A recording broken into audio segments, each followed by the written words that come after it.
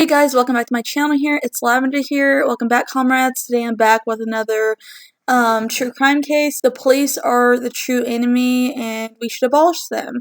So yeah, let's get started in this video.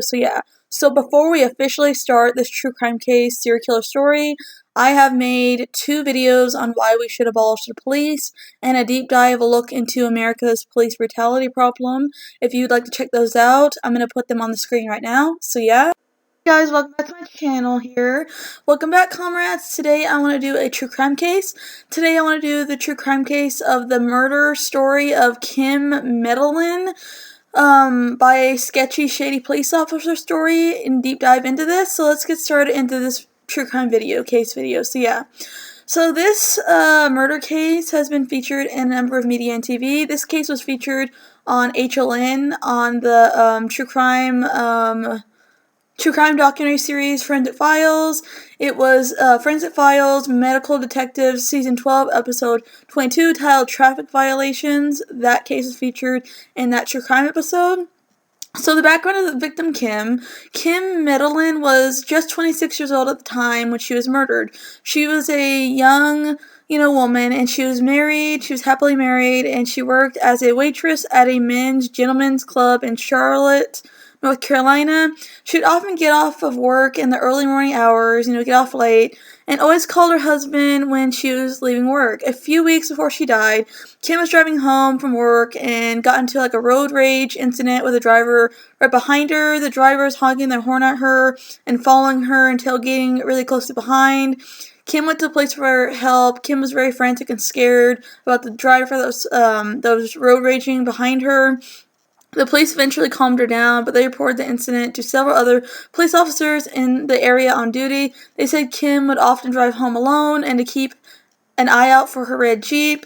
Just 2 weeks after this whole incident, the whole road rage incident, Kim's red Jeep was found abandoned on the side of the road on March 29, 1997.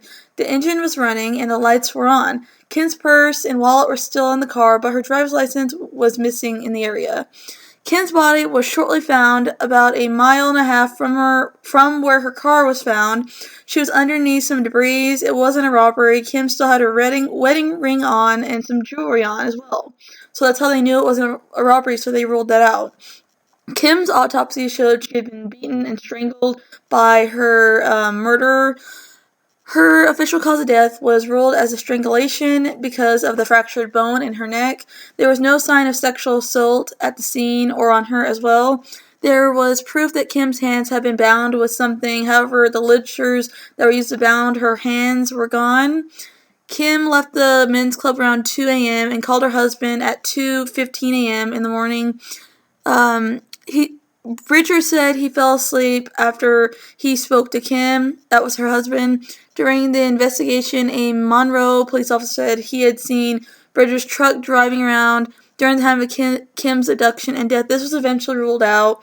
Bridger only had left his house around 4:20 a.m. when he was alerted about Kim's disappearance and car being abandoned on the side of the road. Bridger said Kim would have never pulled over for anyone unless it was a police officer or an authority figure.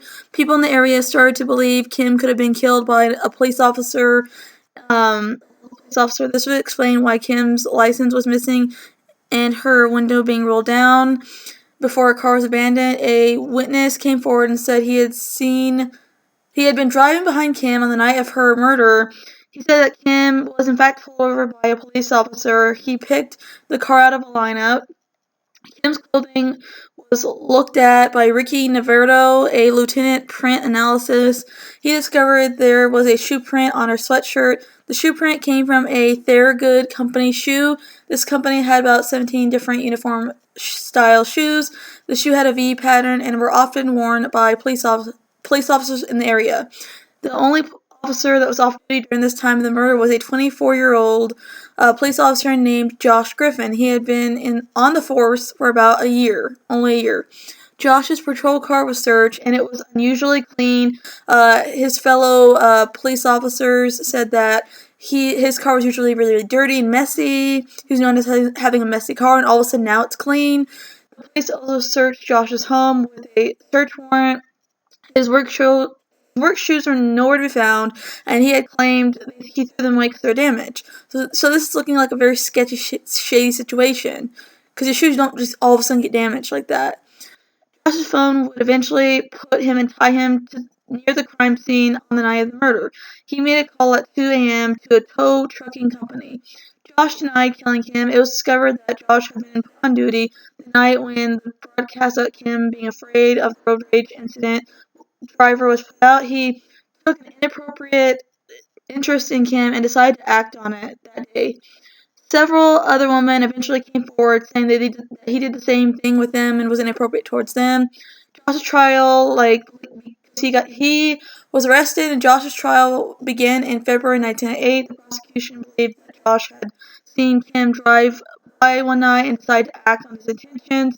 He pulled the car over. He asked her to sit in his car with him while he ran her license. They believe Josh made a sexual advance towards her, and she said no, but panicked when she denied him. Soon after this, he killed her and then hid her body underneath the debris in the area. Josh Griffin was eventually found guilty of first-degree murder and first-degree kidnapping. He was sentenced to life in prison.